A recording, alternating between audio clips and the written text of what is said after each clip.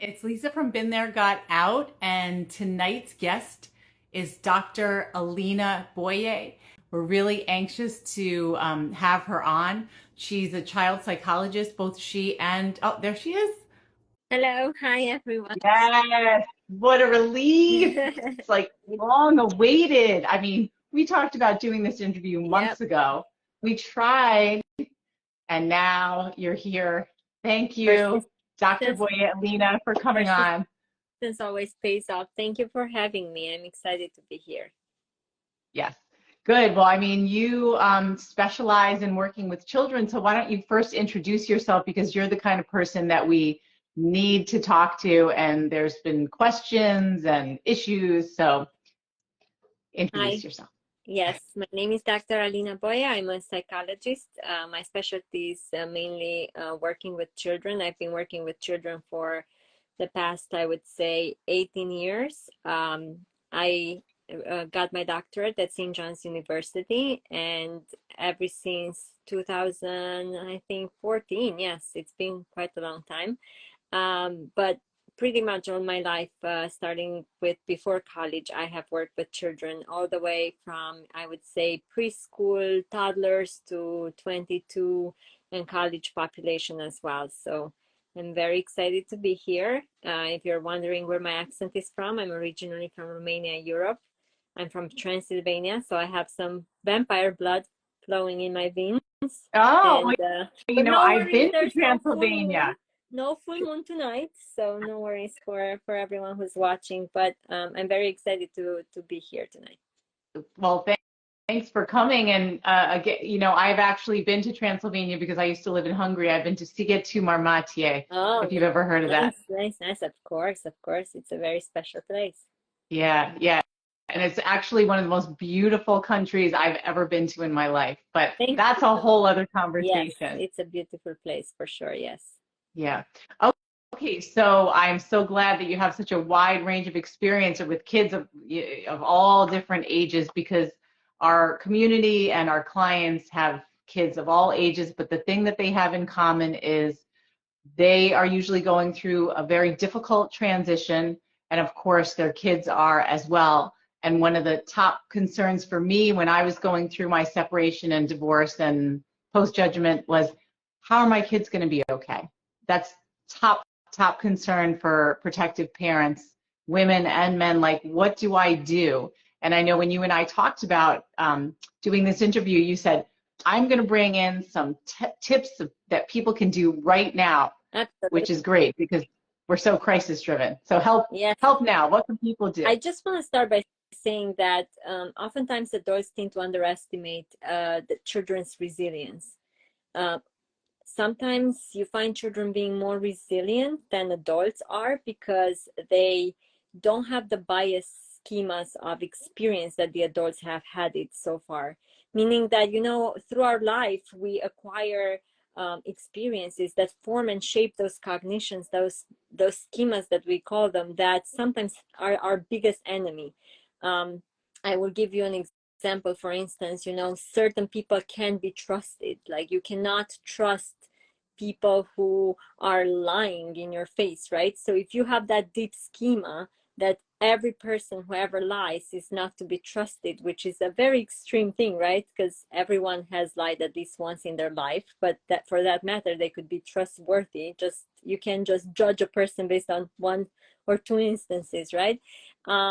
And so you have that deep belief, then you're going to filter the reality of the world we live in through those schemas and filters. It's like having those glasses on, you have pink glasses on, you're going to filter the reality in pink shades. You have gray glasses on, and that's how your reality changes. So the reality we live is actually how we perceive it, not necessarily the real, you know um, the real reality, if you want. Children are not so biased because they don't have as much experience in life, so they sometimes can be more objective, and by doing that, they build this resilience. So I want to start saying, that's why I want to start a conversation by saying, we as parents may make choices that are poor choices at times. That doesn't mean your child will be forever damaged. Don't be as a parent afraid to say, hey, I'm sorry, I messed up. I just messed up. I'm a human being too. Children view adults as someone who, you know, are sitting on those high podiums that you can reach. They look at them as someone being perfect. And, you know, in my work with children, I keep reminding them there's nothing, nobody's perfect, right? So it's very important that, you know, we remind ourselves that our children see us as our biggest model. We are the biggest model for our children. And they learn by looking at what we do, not what we say. So if you keep on preaching that, you know, you shouldn't be like judging people, you shouldn't be, you know, hiding things from people, but you in fact do that as a parent, what's going to be perceived is what you do, not what you say, unfortunately. So I think it starts with parents being more mindful of their own actions, using themselves as models, saying that, you know, I'm frustrated today, but it's okay. It's okay to be frustrated at times. It's okay to be angry at times. It's not okay to take actions when you're angry. So, but it's okay to be angry. You have the right to be angry. You have the right to be, you know, upset, overwhelmed, and so forth. So it starts by building their capacity of, you know, future great citizens by allowing them to take their parents as their model and coaching them. The problem is sometimes one parent, like in a divorce situation or when it's parent separation, some parents are better models than other parents. And I think that's when it becomes the problem if you're the parent who needs to compensate for the absence of another parent, or if you You're are in a, speaking the language yeah, of the people watching if this you now are and in a future. situation where the other parent is not doing a good job being a good model, because, you know, children learn both good and bad models, they take it as a sponge, right? Then you're in a situation where you have to compensate and also like coach your child to punish the behavior, not the person, you know, number one. And I think it's hard, even with adults, to catch yourself instead of saying, that's, you know, this person is so bad, they've messed up, you know, calling people names, things like that. You're labeling people, right? But if we teach our children to say, hey, you know, they've made a poor choice, we're judging the behavior, not the person, then you're serving two purposes. First, you're teaching them to stay away from labels because they're very absolute in nature, right? If you say, oh, he's such an idiot, you can't take that back. Like, what does that mean? You're just throwing words, right? Versus he acted in a very silly way, like that was a poor choice on his hands. But the other thing you're teaching is that if they mess up, they don't put a label on their face, on their whole being, right? So if I mess up and I made a poor choice, I'm not a bad person, because we're all having positives and negatives. We're not all good or all bad. We have positives and negatives, and seeing the behavior, teaching your child how to label the behavior rather than the person. Yeah, so that's making me think about how do you deal with it? Let's say I'm going to give an example of something we've seen. Um, there's a divorce has happened, and one parent is taking a very young child and showing them a wedding album and saying, you know, your other parent is responsible for us not being together in this beautiful family. It's your other parent's fault. Then the child comes back to you and says, why would my parents say such a thing? How would you deal with something like that? I think it depends on the age of the child. That's very important, because our language, Let's say like 3, like a really young, 3 years old, like pre-K what kindergarten. you can start talking with a 3-year old is that, you know, or any relationship is an exchange, is a two-way road. So you're explaining in a child's language that, you see, when you play with a friend, when you do anything with a friend, you share your toys, I share my toys. That's the relationship. Like, they already have some experience at the age of 3 what it means to play with someone, to have a friend, to, it's not only take or give, right? It's an exchange, right?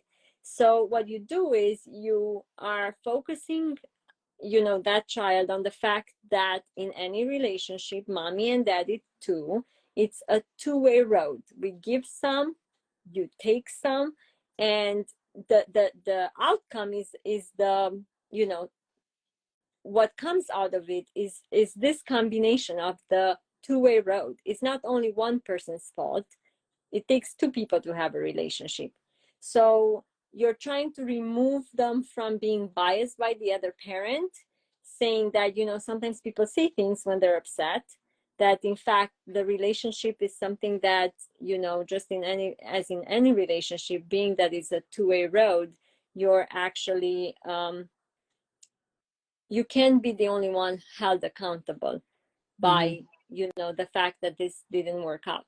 The truth is, it doesn't work out for various combinations of reasons. Sometimes kids react well when you read them stories. So I would say find a story about divorce, or a story about you know, there's great children's stories that talk about relationships in general, and discuss it through it and see. The other thing is like, how does it feel when you are being blamed for something? We don't blame people, we're not shaming people, right? But then again, if you're the one who's blaming your child, or blaming, you have, say you have two children and you say it's your fault that your brother is crying, it is, you're always nagging your brother. See how, if even if you talk about it outside of the context of a divorce, but you are using the blaming, shaming, paining, which are the three concepts that you want to stay away with when you parent a child. You don't want to shame them, blame them, and create pain, emotional pain, physical pain, pain in general. So if you're blaming others, then it's going to be very hard for you to like explain to a 3-year-old why you're being blamed and how that's not nice. Yeah. I mean, I like how you're relating it to a child's own experience. So instead of trying to explain or justify whatever happened in the divorce, like your own relationship, you just put that aside and you just connect it to their own experience, even a 3-year-old with a friend, because they know what it feels like to not share or to get in an argument and things like that. So that's really helpful. It usually you know, it's good to try to remove yourself from the situation that causes you emotional pain. If you're a parent in pain and you're trying to explain to your own child the pain you're going through, you're going to be very emotional, and you're not going to use your rational side of the brain that will be talking at that point in time. It's going to be your emotional side of the brain. So at that point in time, your emotions will be speaking. And one of the things we, you know, we recommend parents to do is teach kids about their sides of the brain. Even a 3-year-old, I have to tell you, in my experience, we've explained to the 3-year-olds, we do this model of the brain. You hold your hand up, you put your thumb in, and you make a little brain from your hand, right? So it looks like your brain, and they point where their brain is. Like you can even do it as a silly activity. I say, is this your brain? Is this your brain? No, well, this is your brain. And then you teach them this part, which is this part right here. That's your thinking part of your brain that helps you think, that helps you make decisions, helps you pay attention, helps you learn. And then this part inside your brain is that safe part of your brain. Now, the part of your brain that keeps you safe, meaning that the environment you're in is safe, that you have all that you need to survive, all your basic needs like water, food, air, you know, shelter, comfort, sleep. And then the third part of your safe brain is your emotions. Well, the way it works is when we're very upset. So usually, you know, we work at our thinking brain level, right? We think, we make decisions, we communicate, we actually memorize things. But when things get very emotional, or maybe when you're hungry or tired or hangry, you know, we call it, at that point in time, what happens is your thinking part of your brain flips, which means your safe brain takes control over your brain. There is only one part of the brain that can be connected at any point, that can be in charge, either your thinking part of your brain or your safe part of your brain. When you're in that safe brain level, that's your emotional level, you're in a fight, flight, freeze situation. So oftentimes we tell the kids, okay, here's your brain. We're talking about the brain. What part of the brain is in charge? And they say, oh, my thinking brain, because I'm thinking about the brain and learning. So what if through the door a lion was walking in? What happens? Your safe brain, who's the security guard, presses the panic button, at which point your thinking brain gets disconnected. Your safe brain takes charge, and you're either fighting the lion, flying away from your lion, running, or freezing. Well, there's no lion, obviously, but connecting it to our real world, when you're upset, mad, angry, that side of your brain, that's the thinking part of your brain, gets disconnected. So then you're either fighting, flying away, or freezing, right? So then we say things that we don't really mean, right? We don't use our rational side of the brain. That's when we react instead of respond. We react out of anger and rage. We're not having our side of the brain that would say, hey, stop, that's not a good choice. That's not what you mean. That's when we hurt people, right? So having these proactive discussions and teaching kids about those parts, like using their life experience and saying, you know, when you took the toy and threw it across the room, who was in charge in your brain? Well, my safe brain.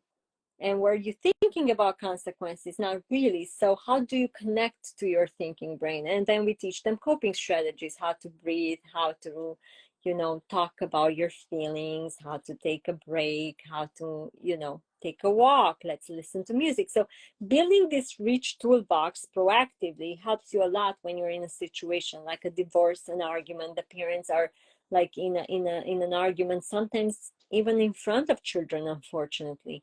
And so how do you equip them so they can handle the situation that can be very stressful?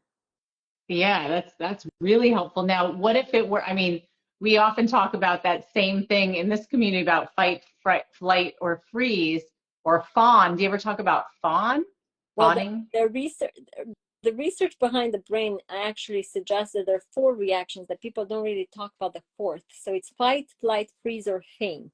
Some people in an extreme situation where there's so much overload on your limbic system, they faint. So if you, there's a very small percentage that will get to that overload, but I mean, look in movies, even our own experiences, when you're like in such a shock, you can get your brain is so overloaded that it automatically, it's like you unplug the system, right? You're in override. And so, you know, people don't really talk about the faint part, but it can happen. Wow. Yeah, I mean that's really amazing to think about doing proactive conversations with even preschoolers about how the brain works. So it's almost like, oh, this is familiar when it's happening. It's not just like I'm completely losing my mind. It's like, oh, I know how my mind works. This is how it's working, and then I can hopefully come back to it. And it also seems like it gives kids a certain amount of agency to understand that even though my body is reacting to something that threatening me, I can still figure out ways to calm myself down. And I'm not reliant on other people to do that. And this is not only for, again, a divorce-like situation or an argument between parents. It is those are skills you want your child to be equipped for life. This is something they can use in any kind of instance.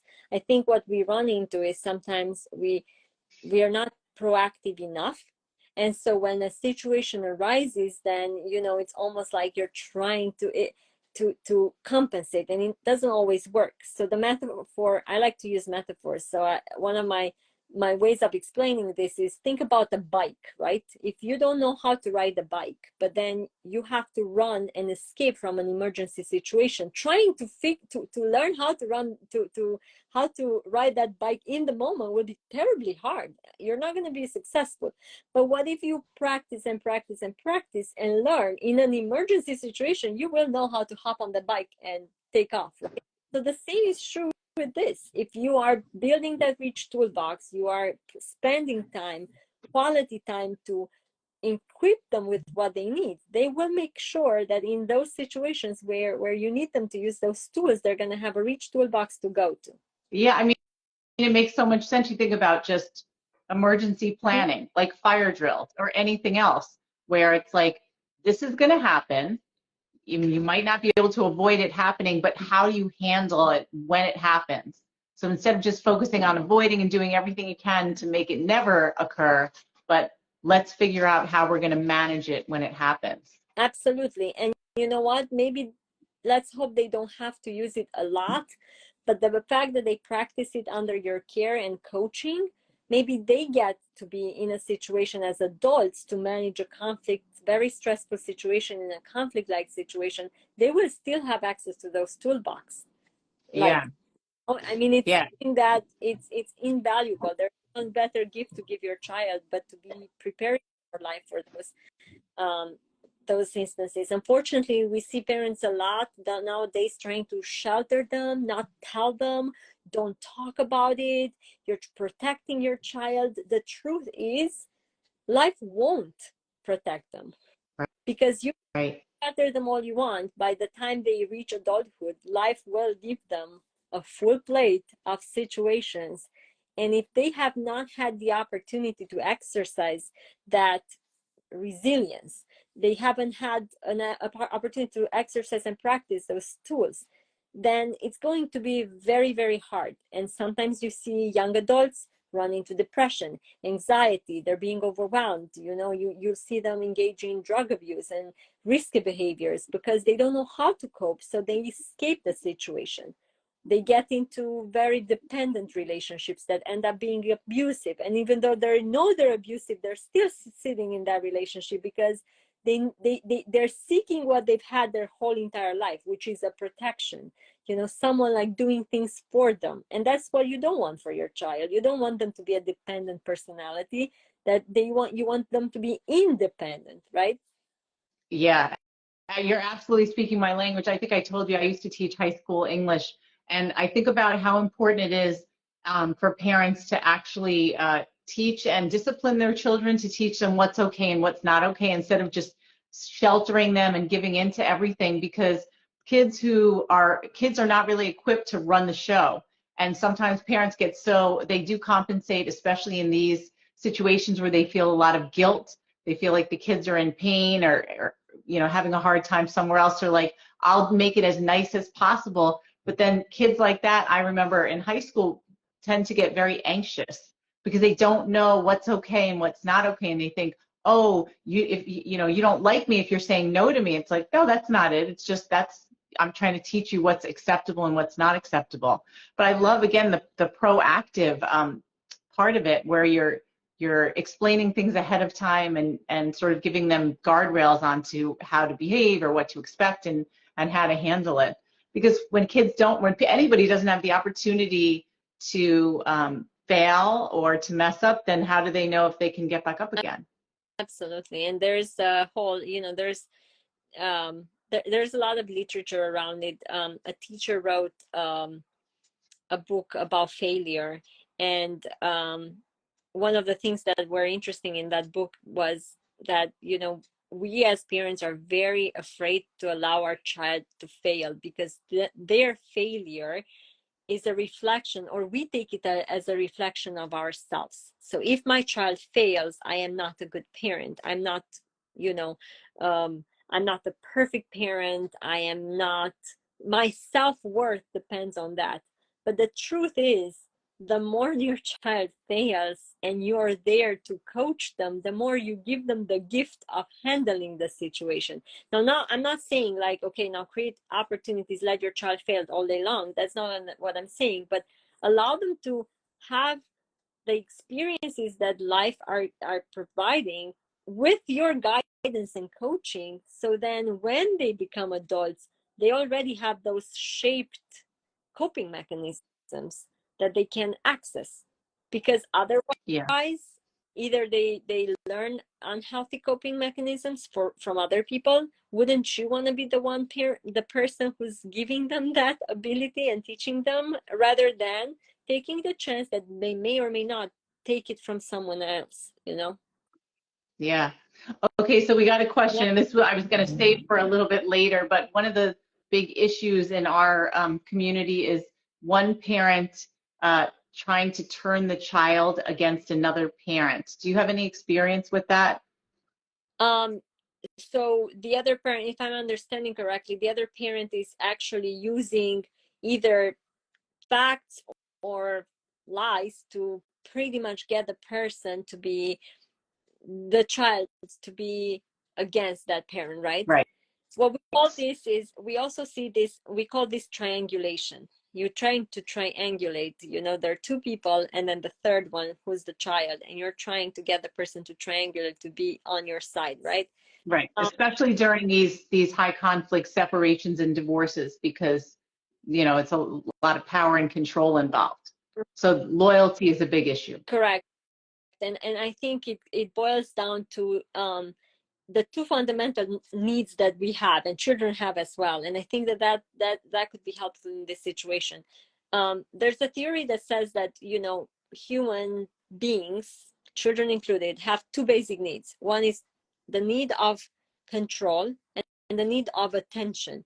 Attention and control are the two big needs that give us the sense of belonging and significance. We all want to belong to something. We all want to feel that we are part of something. We're part of a family, a community, a school, and so forth. We belong. If you don't feel like you belong, you're pretty much lonely, depressed, and your mental health is being, in a very poor shape. The other thing is that you're significant, you matter, right? And so the idea is, when you lack significance, when you lack attention and you lack control, you don't have that sense of belonging fulfilled. So the theory says that we are going, or children will want to fulfill. It's like walking with two buckets every single day. One says attention, one says control. And if those two buckets are not proactively filled, at that point in time, you're going to seek those needs. And at that point in time, you will do anything to get it. In other words, if I don't get attention proactively by my parents saying, hey, great job, awesome, and all that, then I'm going to smack my brother because you're going to yell at me. And guess what? Good attention, bad attention, still attention. I'm fulfilling that need.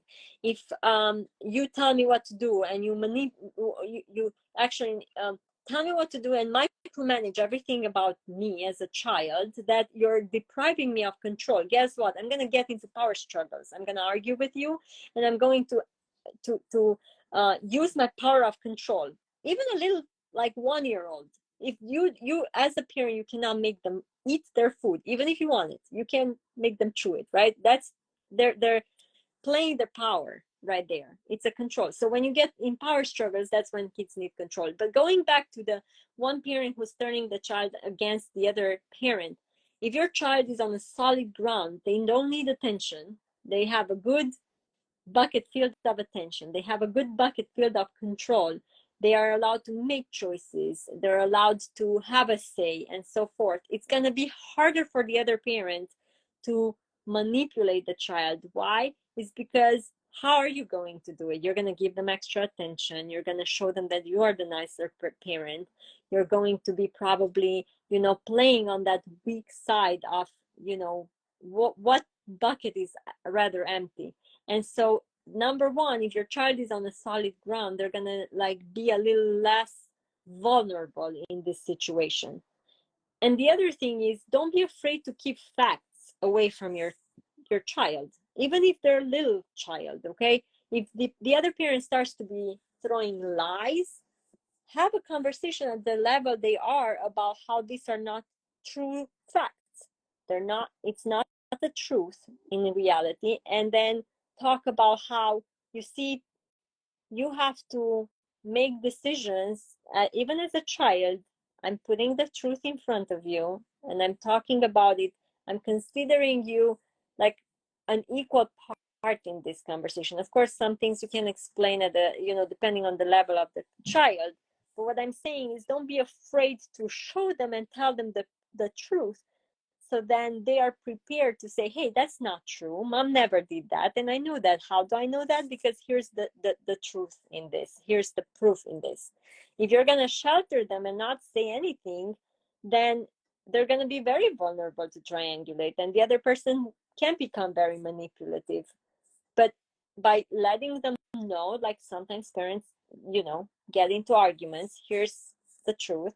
If there's a truth, you're going to be less likely in a situation where they can take advantage of it. It's always hard because kids are torn apart between parents. Right. Yeah, I'm thinking like with the truth, it's like one parent is saying this is the truth, and the other parent is saying no, this is the truth, and the child doesn't know. And I'm thinking in particular with teenagers, where they just say no, that person said it, and I believe them over you. And I was going to say, do you have any advice for people where the kids have been cut off from one parent and they won't even listen to anything that they have to say? see, It's you almost like they believe the lie. I mean, I'm asking if you're not sure, that's okay. It's just this is a big you know, issue in our community. I have worked with kids where, you know, they do triangulate with one person versus the other, but usually that's the case where that parent gives them more attention than the other parent. They spend more quality time, because why do you believe the other parent? You're gonna believe the parent who shows you the care, attention, but not like, you know, I'm buying you clothes, you're in my house kind of thing. If you're the mom or the dad caring for this child and they're in your house, but they have visitation time with the other parent, and the other parent, all they do is spend quality time, they have fun with you, they bond, they connect. At that point in time, yes, they're going to believe that the other parent more than they do, even if you are the one caring for that person. Why? Because if you don't spend the quality time and you don't build the rapport, that child is not going to like believe you as much as the other person is, because they do have that true heart in them, like they want to be loved and cared for, but also have that attention from that parent. If that parent makes them feel like you matter, it's a rapport you're building.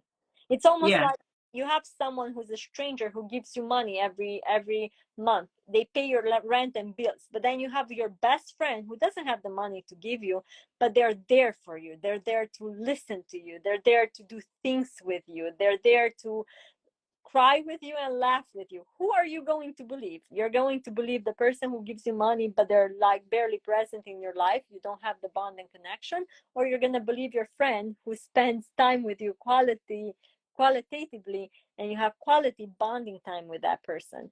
And so you want to be you want your child not to have to triangulate with the other person or the other parent. Have a good solid relationship with them, spend quality time. One of the tools we teach parents to do is we call it the glowing and growing together. Set your time for 10 minutes every day with your child to do an activity that they enjoy. Let them guide the activity. Let them be in a situation where they're taking the lead, and you are in your child ego, we call it, where you have fun with them and you laugh with them, and there's no technology around you. There's no, like, your attention is undivided to this one particular child. If you have 3 children, take that 10 minutes with each one of your children if you can. It really is a magical tool. Kids really start to bond differently. They trust you differently. They open up differently. You have another kind of like connection with them. yeah.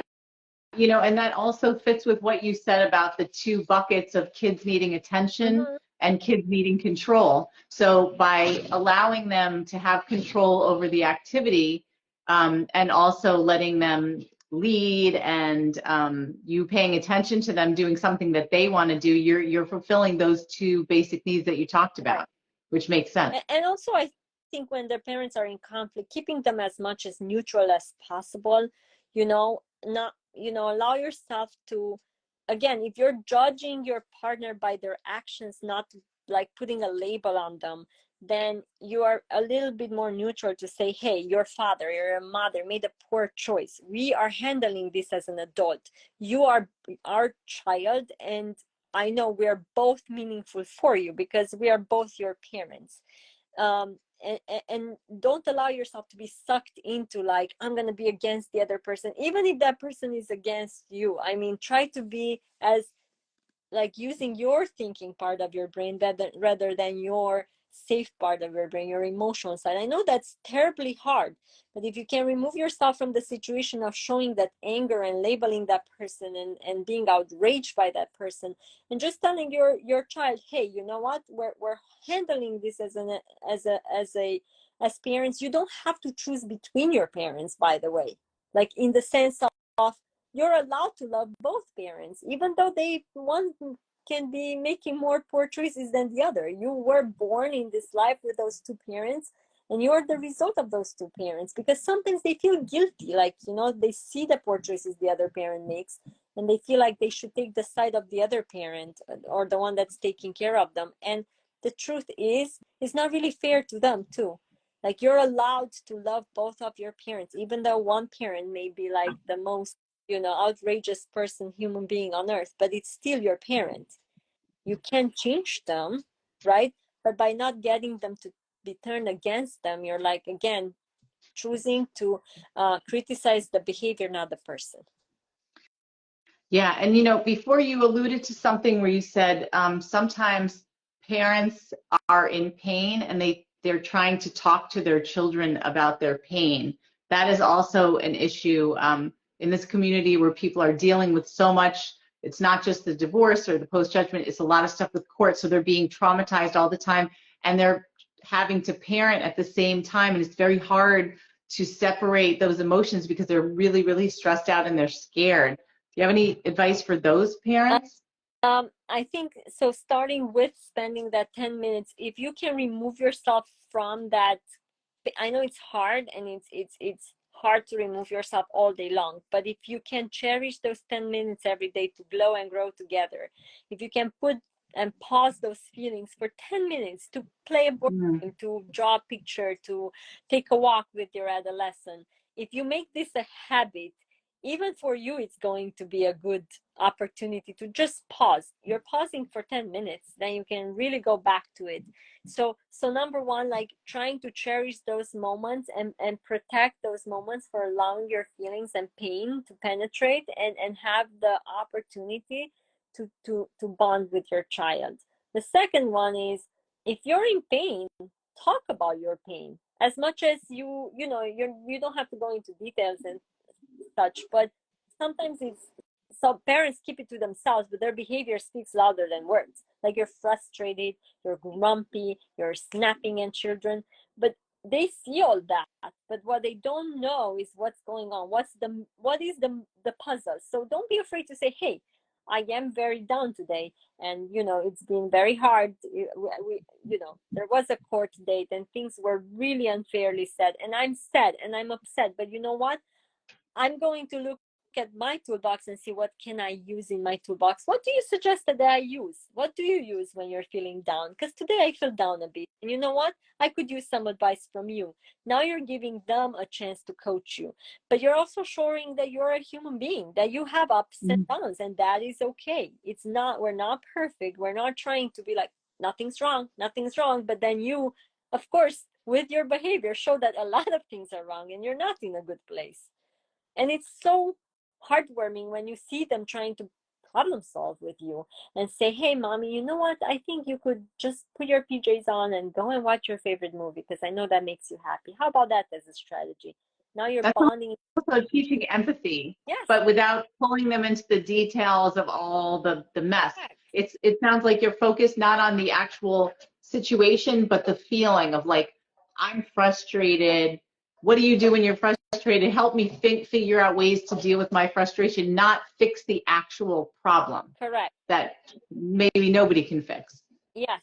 And I think, and it's again giving them that control and attention. of course, because now they're important, they're contributing. They're even a 3-year-old, you'll see a 2-3-year-old knowing like mommy's upset, and they go and bring you a little blanket to cover you because they know that when they're cuddled they feel good. And that is when you see, wow, all that teaching that I've done, look, it's producing results, because now they know how to care for someone who's upset.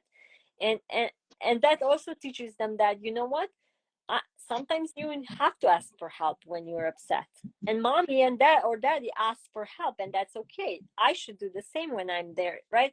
Otherwise you're teaching that we're going to bottle up our feelings, we're not going to talk about it, everything's great, I'm not going to tell you because I'm sheltering you and you shouldn't have to put through this. But this is a teaching opportunity, it's a life lesson. You don't have to go into the details and make that other person look bad, but you can talk about, yes, your feelings, that yeah, you had a hard day, and that's okay. We are all human beings, and sometimes we have good days and sometimes we have bad days. Yeah, that's such great advice. Okay, so let me ask, what about when you have like an older kid and they're showing at-risk behaviors or signs of at-risk behaviors, and one parent is saying we really need to get this kid some help, but the other parent is saying there's nothing wrong with you. There's nothing wrong with you. That other parent is just trying to say that there's something wrong with you, and then the kid doesn't want to get help. Well, when at-risk behaviors occur, number one, as a parent, you want to be equipped to notice how those at-risk behaviors may be packaged, because sometimes kids may portray, their behavior may not necessarily at the first glance speak up that it's an at-risk behavior, when in fact it could be. So for instance, you have kids who are preferring to be in their room alone, being left alone, and that's what they're doing is either they're ruminating on, like, how life is not worth living for, and you're thinking that they just need quiet time, and a lot of Mm. quiet time, if you don't start to, like, really pay attention, why do they need so much? Or maybe they're on chats and getting advice from strangers, which is a really big problem nowadays, because parents don't know as much as they think they do. They don't know how much kids are involved on games that have chats, that they talk to strangers around the world, they get advice from strangers, and some of those strangers, let me tell you, they're like really not in any position to give advice. In fact, they can put kids even in more danger. Okay. And so they have challenges, and kids can like get into situations where their at-risk behaviors are worsening instead of like being fixed. So I think the first step is identify risky behaviors, at-risk behaviors, know what to look for. One indicator would be sudden changes in your child's mood, sudden changes in their behavior. All of a sudden they don't like to hang out in the living room as they did. They want to be in the room by themselves. That's a change in behavior. Why are we doing, what's happening?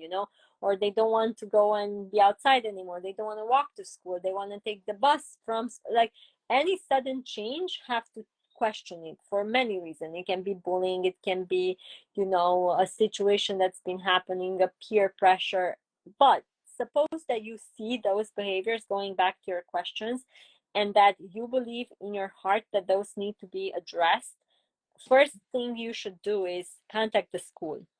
Kids play, like they play, they learn at school, that's their, like, more than 90% of their day. If you think about it, during the school year, kids spend 7 hours at least in the school setting, some of them even more if they have after school program, after school activities within the school, right? So they do spend more time there than with their own family. So contact the school, the mental health provider in the school, talk to them about it. That's your first stop. Regardless of what the other parent says, you don't have to have their permission to talk to the school psychologist, to the social worker, to an adult that they know in the school, because your child will be watched, and they can do something to equip your child and talk to them about what's going on. The second thing is, if you have custody, both parents have custody, they share custody and such, you can try to help your child, getting them help without that person, even if they're not agreeing to it, right? It's your child as well as their child, but you can and have the right to go ahead and ask for help, reach out. There's so many, like, agencies, organizations that are helping children. But I would start with the school first. If you have the proof that this is happening and the other parent is actually absolutely against it, DCF can be involved as well. So don't be afraid to be the parent calling Child Protective Services and say, I need help here. Why? I share custody with my wife or husband, and my child is presenting with at-risk behaviors. They're interfering with his well-being or her well-being of getting services, and they will intervene, because this is neglect, and it can be looked at in so many ways, as educational, well-being neglect, and so forth, and they can intervene as well. But absolutely ask and do anything in your power to get help to help your child, because those risky behaviors can be the first stop before they attempt suicide, before they and that can be fatal. So not your partner disagreeing with it should not stay in the way of, like, getting help for them. Mm-hmm. Yeah. All right. That's helpful. I have a couple of people that I'm going to make sure they see this interview. Okay. I'm trying to think, like, is there like, there's so many things we could keep talking about, but I don't want to take up your whole night. Any other things that we might have missed? And I know that you're not taking clients because you're super busy and you're teaching and you have your job. But any other tips that you want to leave people with? I think, I mean, we covered most of the tools. I would say one thing I want to leave people with is start thinking, and it's never too late, on how to make kids and help them become as responsible and as independent as they can possibly be. Because even in the context of divorce or a messy relationship, but even outside of that, the more independent your child is, the more control they have over, you know, what their actions are, the more prepared they will be for anything that life brings them. In other words, parents sometimes they they they do so much for their children. Like, if your child is 5 years old, they've never done laundry, start teaching them how to do laundry. Give them the responsibility of packing, unpacking their snacks. Give them give them the jobs and responsibilities. By the way, we want to stay away from the ideas of chores. I hear parents all the time, oh, chores. Even the word chore sounds so negative. Uh-huh. So teach your kids about being responsible and participating, like you are belonging to this family. And all of us in our family, we have jobs and responsibilities. So find jobs and responsibilities. Even little 1-year-olds can have a job or responsibility. That's turning off the lights when you leave the room. You lift them up and they turn them off. And you praise them as what a great job they've done. But they contribute. You see what I say? So it's like, start very early to give responsibilities to your children, praise them for doing that, coach them to get them as independent as they can be. And I tell parents, think about, if today was your last day, and I know it's kind of, you know, it can make people like tremble just at the thought, but if today was your last day on earth, if you were to not be alive anymore, looking back, are your children as independent as you could have made them be? And if the answer is no, not really, work on it and work very hard to get them as, you know, independent as they can possibly be, because that's when they're going to be empowered, and that's going to be making them not only resilient but being able to speak up. And you're not going to then need to be the person who's like pointing out things to them, because they will be able to see things through their own eyes. But it starts from making them responsible, giving them the trust, the control, the independence, so then they grow into the adults you want them to become. Yeah, that's excellent. And you know, everything you've described makes me think that's what helps anyone develop confidence. Right.